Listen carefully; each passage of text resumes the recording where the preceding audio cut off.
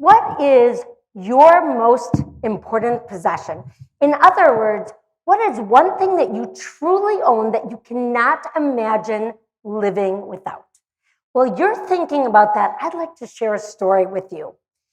It was April 4th, 2017, and my entire life changed because I decided to wear knit boots that day.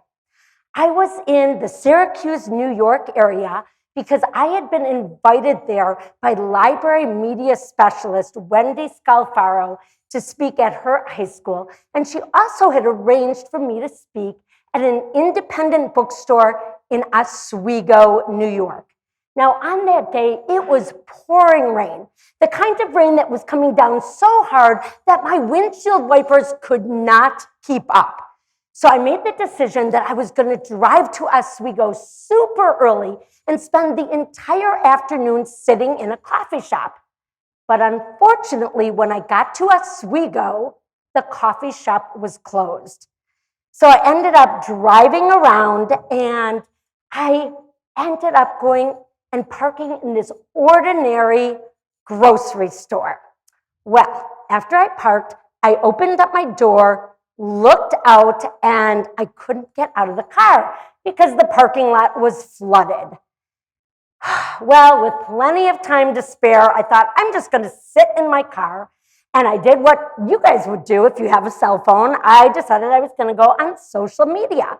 I went on Facebook, and that's when I saw the following on my feed. What just happened? New York high school students were given an assignment to argue in favor of exterminating Jews. Well, that caught my attention. I clicked on the link, and where was that assignment given? Oswego, New York, the very town I was in. And I started, reading more and more and more about this assignment. And I saw a photo of the two brave teens who spoke up against the assignment. On the left is Jordan April, and on the right is Archer Shirtless. And I thought, I'd love to meet these teens.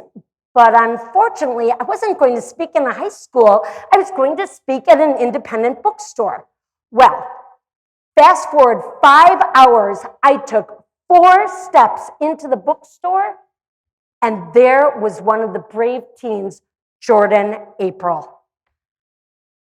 Okay, back to that question I asked you. What is your most important possession? Or in other words, what is the one important thing that you truly own that you cannot imagine living without? Now, I ask this question all the time when I go places and I'm speaking. And I want to share with you the 3 top answers that I get. I want you to raise your hand if you even were considering answering the question with your phone. Raise your hand if you were thinking of your phone. All right, that was the number 1, and I'm so glad to see that so many of you were going to answer that. But I'm really sorry that you brought it into the bathroom and your phone fell in the toilet because it's now fried. The second most popular answer, and please again, raise your hand if you were thinking about answering this, is a family member or a friend, boyfriend, a girlfriend. Raise your hand if that was going to be your answer. Okay, we've got some people here, they're here too. But here's the thing. I love my family and I definitely love my friends, but I don't own them. And I hope I have a positive influence on them, and I hope you do too. But there goes that answer. The third most popular, and raise your hand if you were considering this one, is a pet. Like a dog or a cat, raise your hand. Okay, we've got some people out there. So here's the thing, that really close friend of yours, I'm so sorry they left the front door of your house open, but now that pet, gone. All right, in all seriousness, let's get to the answer to this very important question. What is your most important possession? It is your name. What do I mean by that? It's your words, it's your actions, it's how you treat other people. All of those things influence your name. So if I mention Greta Thunberg or Beyonce, Michael Jordan, Hitler, Charles Manson, or someone who's had a profound impact on my life, Elie Wiesel, it's my hope that you at least recognized most of those names and what kind of impact those people have had on this world. Now I want you to think about someone that you have loved so deeply that's no longer alive, someone who's passed away, someone that was so near and dear to you. What was it about them that made them so special to you? I bet you were not thinking about the clothing that they wore, the kind of car they drove, what kind of place they lived, or how much money they had in their bank account. It was your relationship with them or what contributions they made to this world. So we're going to be talking about your name, and I want to share with you 5 things that really have an impact on this and things that I want you to take away from this experience. The first is truth and the power of words. Raise your hand if you have heard the following phrase. Sticks and stones may break your bones, but words will never hurt you. Raise your hand if you've heard it. All right, that's pretty much everyone here. It is complete rubbish. Of course, words can hurt us. As a matter of fact, they cause internal scars that we cannot see. And they can last for some people a lifetime. If someone's been told that they're, not smart or, that they're ugly, these are things that we can believe. Now, when it comes down to the truth, during the pandemic, all of us were spending a lot of time on the internet. And if you have not seen this documentary on Netflix, at the very least, I recommend that you go on YouTube and watch the trailer. Because when you do, you're going to hear the following, that lies spread 6 times faster than truth. So what kind of information are you sharing with other people on the internet? Are you sure that it's the truth? Because if you're sharing something that's not true, that impacts your name. Another thing that is so important, raise your hand if you have social media. Okay, that's pretty much everyone. I do too. And if you've ever posted something and you didn't get a lot of likes or a lot of comments, this has definitely happened to me. And it's like, why didn't people like that? And I start analyzing it and wondering what was wrong. But here's the thing. It has nothing to do with us at all. It's an algorithm, the computer. It has nothing to do with us.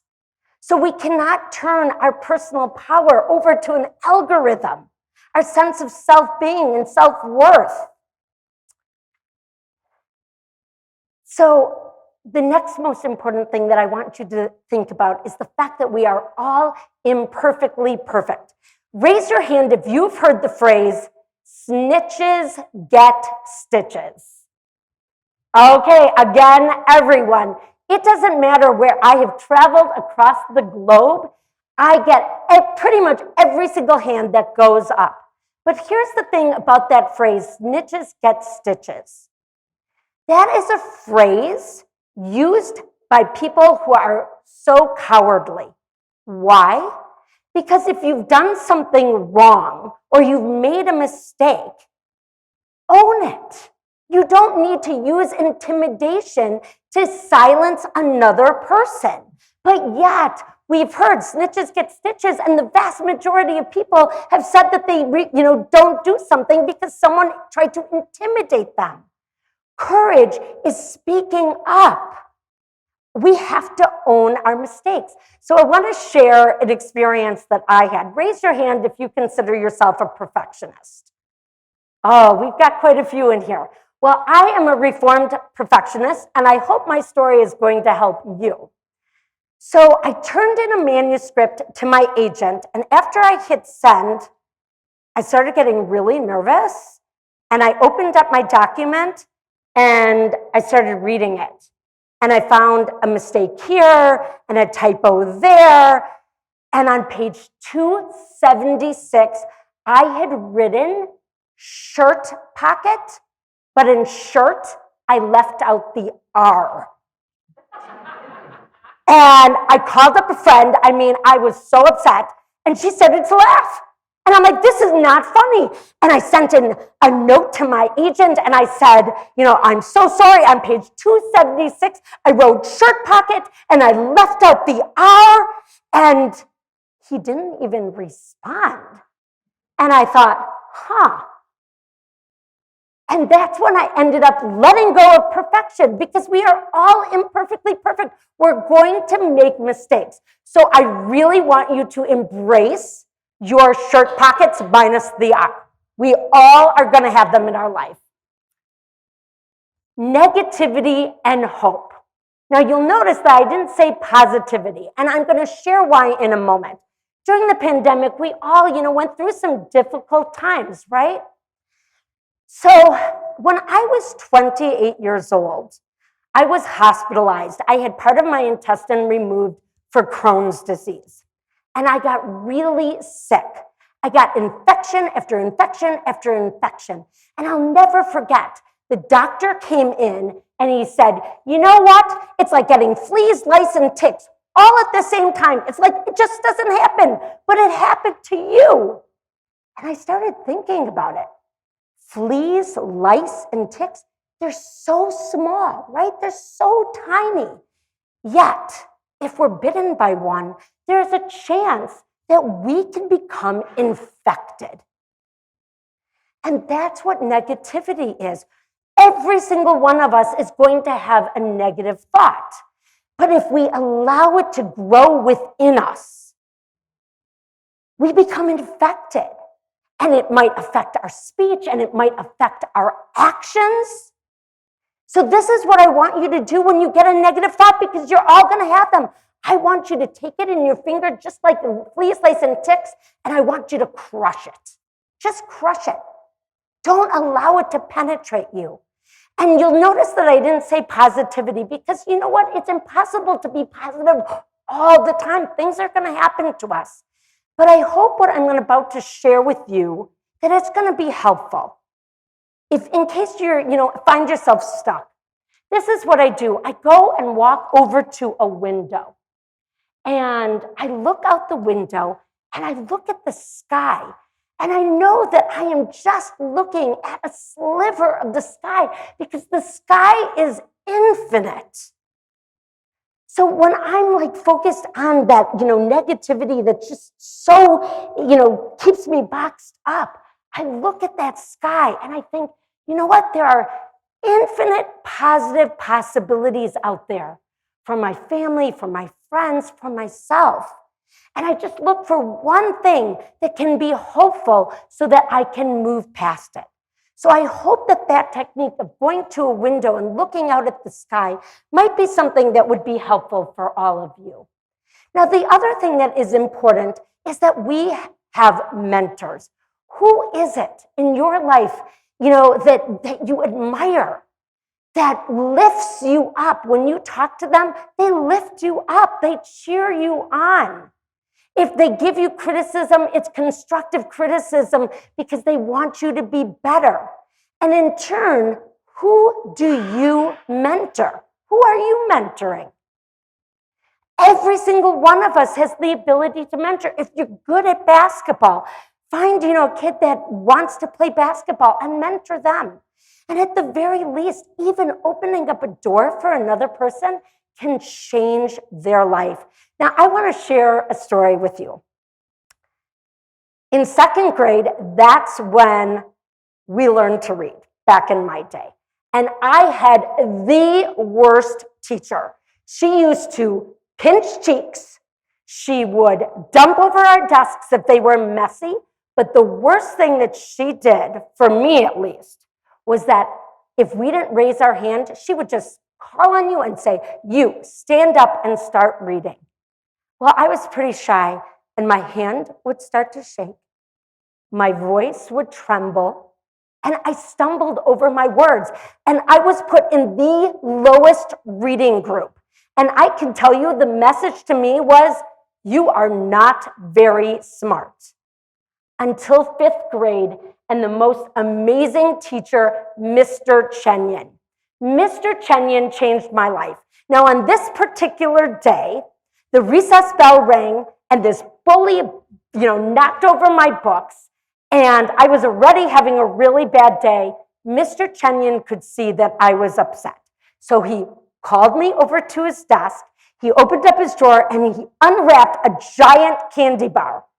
Unfortunately, it had toasted coconut on it. Raise your hand if you like toasted coconut. Okay, I'm so glad the vast majority of you are on with me here on this one, because I didn't like it, and the candy bar literally melted in my hand. Now, Mr. Chenyan, he knew I despised reading, but this is what he said to me. He said, we're gonna go up to the library, and I want you to choose 3 books. Pick out a book, read the first paragraph, and if it catches your attention, that's the book I want you to check out. And then he said something that changed my life. He said, we're gonna have a contest in this classroom. Whoever reads the most books at the end of the year is going to win a prize from me. And I know who's going to win that prize. It's going to be you. Well, I gotta tell you, he believed in me. I had to do this. That year, I read 220 books, and I won that prize. Woo! So, I'm standing here in front of you because of Mr. Chenyan. So here's the thing, though. My 2nd grade teacher and Mr. Chenyan, one had a negative impact, one had a positive impact. But again, it is about me. I'm the one who's in charge of my name. And I'm grateful for Mr. Chenyan for lifting me up and inspiring me, but ultimately, I'm the one who's responsible. So the next and final thing that I want you to know is that each and every one of you matter. You matter. Just like those 2 brave teens who spoke out against that assignment, forever they're going to have that. Each one of you, everyone who's lived in the past and everyone who's alive today is a thread woven together to create the fabric of humanity. Those who are hateful, cruel, and mean, they literally tear at the fabric of humanity. Those that are kind and compassionate and, do things that add, value to this world, we strengthen the fabric of humanity. So my hope for all of you is that you're going to cherish and value your name. You're going to own it and be someone that utilizes it to strengthen the fabric of humanity. Thank you so much.